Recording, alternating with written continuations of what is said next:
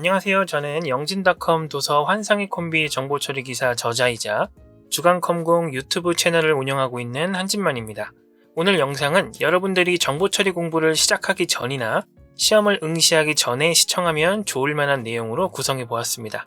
정보처리 공부를 어떻게 해야 하는지 막막한 분들에게 이 영상이 조금이나마 도움이 되었으면 좋겠네요. 바로 시작해 보도록 하죠. 우선 가벼운 내용부터 짚고 넘어가겠습니다. 한국산업인력공단 홈페이지를 통해 정보처리 기사의 출제 기준이 적혀있는 문서를 받을 수 있는데요. 2023년에서 2025년까지 3년간 적용되는 새로운 출제 기준이 업로드되어 있습니다. 결론부터 말하자면 몇 가지 항목이 과목 이동을 하는 것 외에는 작년과 달라진 점이 하나도 없으니까 그냥 기존에 하던 대로 학습을 하시는 것이 좋겠습니다. 정보처리 기사 시험을 한 번이라도 응시하신 경험이 있는 분들은 아시겠지만 출제 기준과 출제되는 문제의 과목 범주가 다른 경우가 많습니다. 그러니까 과목별로 공부를 하는 것보다는 전체를 한 과목으로 생각하고 공부하는 것이 좀 더 효율적인데요. 그럼 문제는 보통 과목별로 공부를 하고 기출문제를 풀어보고 하는데 이게 잘 안 되죠. 이 부분에 대한 해결책은 잠시 후에 설명을 드리도록 하겠습니다.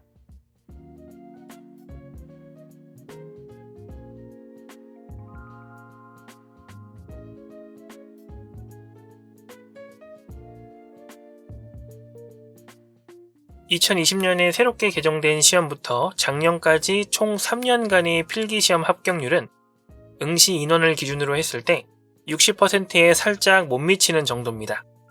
여기에 접수만 하고 응시하지 않은 인원까지 포함을 하게 되면 합격률은 약 40% 정도로 떨어지게 되는데요. 제가 이 영상을 제작한 목적이 바로 이 60%에 해당하는 분들이 합격자가 될 수 있도록 돕기 위함입니다. 물론 아예 공부에 손을 놓은 분들은 빼고요. 이분들은 혼나야 돼요. 자, 생각을 해봅시다. 합격을 하지 못하는 이유는 어려워서입니다. 어떤 어려움들이 있을까요? 저는 3가지 정도로 구분을 하는데요. 첫 번째로 난이도입니다. 난이도 높은 이론들은 이해가 어렵죠. 당연히 해당 이론을 기반으로 하는 문제 역시 어려워요. 두 번째는 양입니다. 많은 양의 이론들은 암기가 어렵고 외울수록 서로 애매하게 헷갈리는 늪에 빠지기 쉽죠. 마지막 3번째는 바로 예측입니다. 지금 내가 공부하는 내용이 어떤 방식으로 문제로 출제가 되는지 예측하기가 어렵기 때문에 막막해지거나 불필요한 암기를 하게 되죠.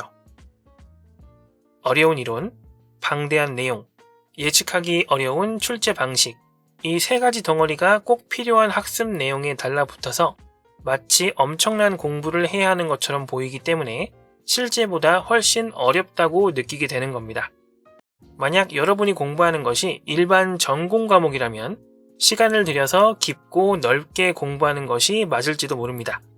하지만 자격증 취득을 위한 공부는 합격의 기준을 맞추는 것이 목표이기 때문에 정석이 아닌 효율에 초점을 맞춰 공부할 필요가 있는 것이죠. 그럼 이제 자격증 공부를 효율적으로 하는 방법에 대해서 본격적으로 이야기해 보겠습니다.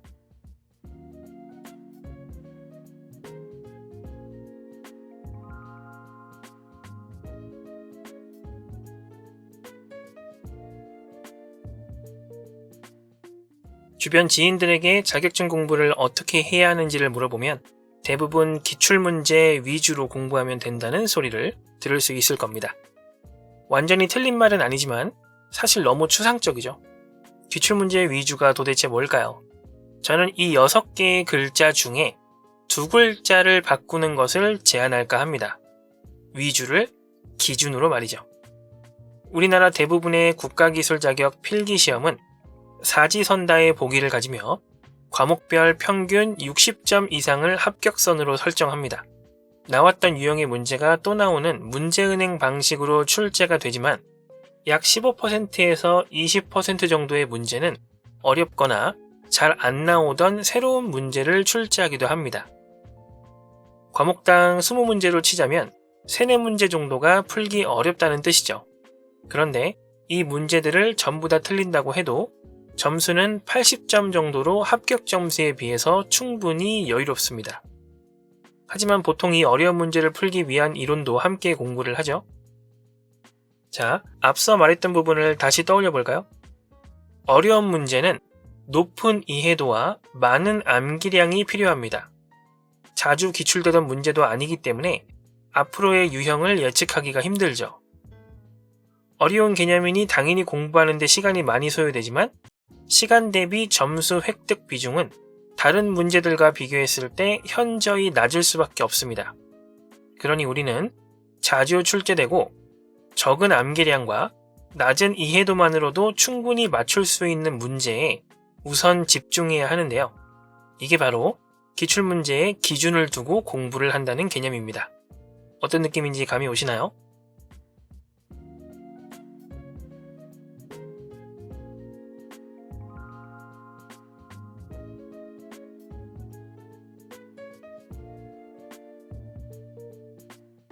기출문제를 기준으로 공부를 한다는 개념이 적용된 제가 제안드릴 학습 로드맵은 대략 다음과 같습니다. 먼저 책을 통해 학습할 내용의 흐름을 익힙니다. 책에는 차례와 챕터, 섹션 등이 존재하기 때문에 어떤 순서로 학습을 하게 되는지 파악하기가 좋습니다. 우리 책으로 예를 들어보도록 하죠. 소프트웨어 개발 방법론이 첫 섹션이네요. 해당 섹션에는 대략 어떤 내용들이 있는지 가볍게 읽어본 후에 한두 문장으로 정리를 해봅니다. 가령 소프트웨어 개발에 필요한 방법론의 다양한 유형 및 발전 과정이 적혀 있다고 정리를 하는 거죠. 이제 다음이 중요합니다. 다음 섹션은 이전에 정리한 섹션과 의미가 연결되도록 정리합니다. 소프트웨어 개발 방법론 테일러링은 방법론을 다듬는다는 뜻인데 왜 굳이 별도의 섹션으로 분리가 되었을까요? 정작 내용을 읽어보면 다듬는 방법에 대해선 아무것도 적혀 있지 않습니다. 적절한 테일러링을 하기 위해서 프로젝트의 상태를 정확하게 파악하는 것이 핵심 내용이죠. 이런 식으로 흐름을 파악하게 되면 정리된 문장만 숙지하고 있어도 해당 섹션 안에서 무엇을 중점적으로 학습하고 암기해야 하는지에 대한 기준을 잡고 비로소 본격적인 공부에 들어갈 수 있게 됩니다. 보통 이 과정 없이 바로 1페이지부터 공부를 하거나 바로 요약집 등을 보게 되죠. 그렇게 되면 어느 부분이 중요 포인트인지도 모르는 상태이기 때문에 엉뚱한 부분을 붙잡고 어려워하고 암기하고 있게 될 확률이 높아집니다. 그래서 저는 저희 학원 학생들에게도 요약집보다는 최소한 교재 한 권 정도는 구입해서 전체적으로 훑어본 후에 본 공부를 시작하는 것을 추천하고 있어요. 학습의 흐름이 파악되었다면 이제 다시 앞으로 돌아가서 어떤 식으로 내용이 구성되어 있는지를 기준으로 분석합니다. 예를 들어 볼게요. 책의 인력자원 구성 부분을 보면 두 개의 팀 유형을 서로 비교하고 있죠. 특징이나 장단점도 서로 반대되는 개념으로 서술되고 있습니다. 이런 경우에는 한쪽을 정확하게 이해하고 암기하면 나머지 반은 큰 무리 없이 학습이 가능해집니다. 반면에 소프트웨어 개발 표준 항목은 각 유형별 특징이 독립적으로 나타나 있어요. 이 경우엔 서로를 구분할 수 있는 큰 특징을 기준으로 암기를 해주는 것이 좋습니다. 하나만 더 볼까요? 소프트웨어 개발 수명 주기 섹션을 보면 각 개발 모델의 특징이 독립적으로 나타나지 않고 기존 모델의 장단점에 영향을 받은 부분이 눈에 들어오죠. 이 경우엔 각 개발 모델이 서로에게 영향을 주게 되는 특징에 집중하여 공부하는 것이 좋습니다.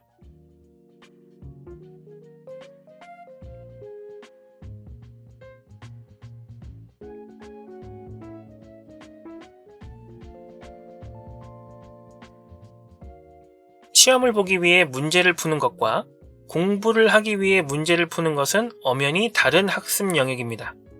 단순히 풀고 답을 적고 답을 맞추는 것에 문제를 낭비하지 마세요. 문제를 통해서도 충분히 공부할 수 있습니다. 제가 추천을 드리는 방법은 바로 힌트를 만드는 것입니다. 특정 문제를 같이 공부했던 친구가 풀고 있다고 생각을 해보세요. 친구가 너무 어려워하고 있는데 나는 이 문제의 답을 알고 있어요.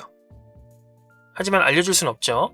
그래서 최소한의 힌트만 주고 싶을 때 친구에게 이야기해 줄 수 있는 최소한의 키워드를 생각해 보세요. 그 친구는 앞으로 그 짧은 키워드만 외워둔다면 그 유형의 문제는 어렵지 않게 맞출 수 있게 되겠죠. 자, 이 친구가 바로 여러분입니다. 여러분들이 여러분 자신을 위해 여러분 수준에 맞는 힌트를 만들어 보는 거예요. 그리고 그 힌트만 듣고 문제를 풀 수 있을 정도로만 공부하면 됩니다. 이제 그 힌트들은 여러분 자신에게 딱 맞는 가장 압축되고 도움되는 요약집이 되어줄 겁니다.